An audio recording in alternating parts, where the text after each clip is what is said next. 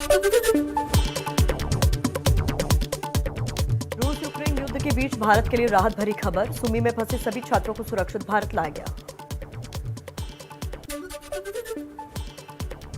लगातार 16वें दिन जारी है रूस यूक्रेन के बीच युद्ध। यूक्रेन का दावा, रूस कर रहा है रिहायशी इलाकों पर हमला।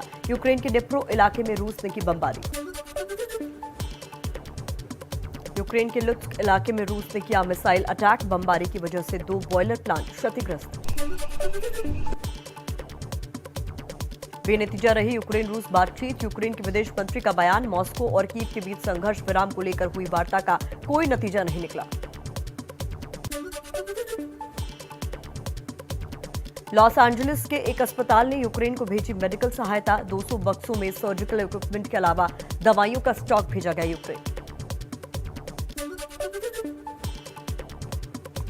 यूक्रेन के शरणार्थियों के लिए पोलैंड का वॉर्सो शहर एक बड़ा शेल्टर होम बन रहा है। रेलवे स्टेशन पर बड़ी संख्या में लोग यहां पहुंचे।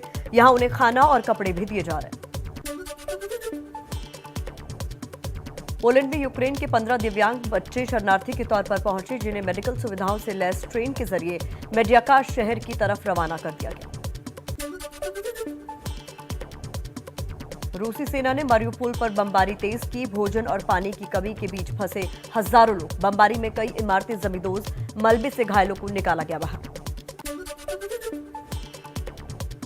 डोनेट्स्क में अलगाववादी पार्टी पीपुल्स रिपब्लिक ने तेज किया हमला। कई घरों को बमबारी में हुआ नुकसान। विद्रोहियों का डोनेट्स्क के गांव पर कब्जे का दावा।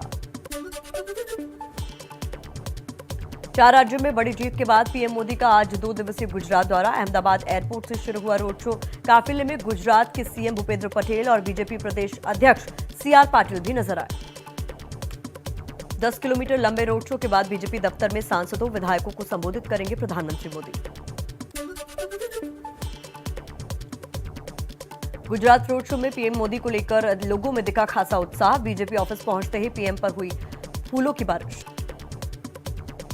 गुजरात के अहमदाबाद में पीएम के रोड शो में हजारों की संख्या में जुटे लोग। पीएम ने भी लोगों का अभिवादन किया।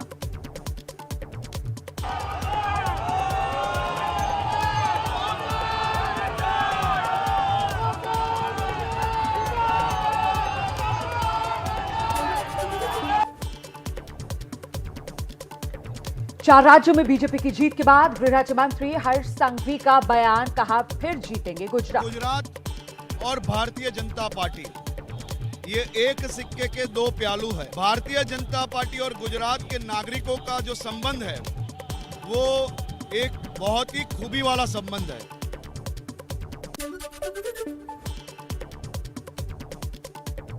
पीएम मोदी ने कहा 2022 की जीत ने 2024 का नतीजा तय कर दिया है। राजनीतिक रणनीतिकार प्रशांत किशोर ने ट्वीट कर कहा, राज्यों के चुनाव से 2024 का फैसला नहीं।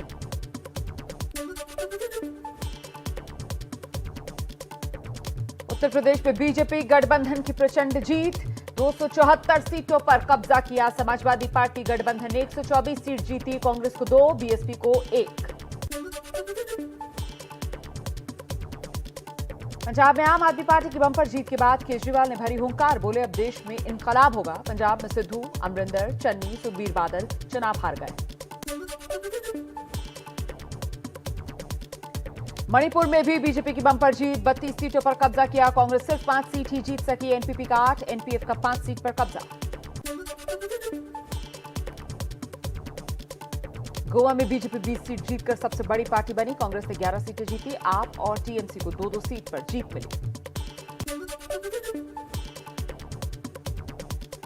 उत्तराखंड में बीजेपी की बहुमत के साथ जीत। उत्तराखंड के इतिहास में पहली बार ऐसा होने जा रहा है, कोई पार्टी लगातार दूसरी बार प्रदेश में सरकार बनाई।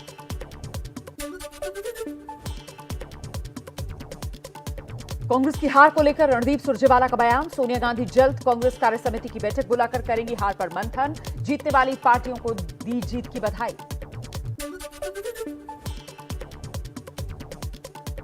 उत्तर प्रदेश विधानसभा चुनाव के नतीजों के बाद बीएसपी अध्यक्ष मायावती की पहली प्रतिक्रिया। पार्टी कार्यकर्ताओं से कहा, निराश न हो, पार्टी को आगे ले जाने का काम करें। इस पार्टी के लोगों को अपनी हिम्मत कतई नहीं हारना है, बल्कि पत्थर काटकर रास्ता बनाने का अपना प्रयास व संघर्ष हर हाल में आजीवन जारी रखना है।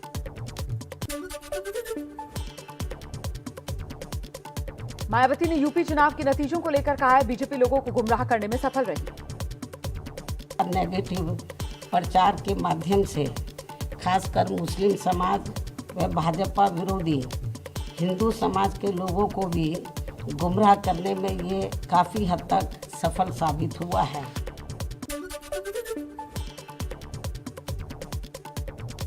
चंडीगढ़ राजभवन जाकर चरणजीत सिंह चन्नी ने सीएम पद से इस्तीफा दे दिया है। कहा, जनता के फैसले का स्वागत करते हैं कि मैं अपना इस्तीफा गवर्नर साहब ਨੂੰ सौंप ਦਿੱਤਾ है।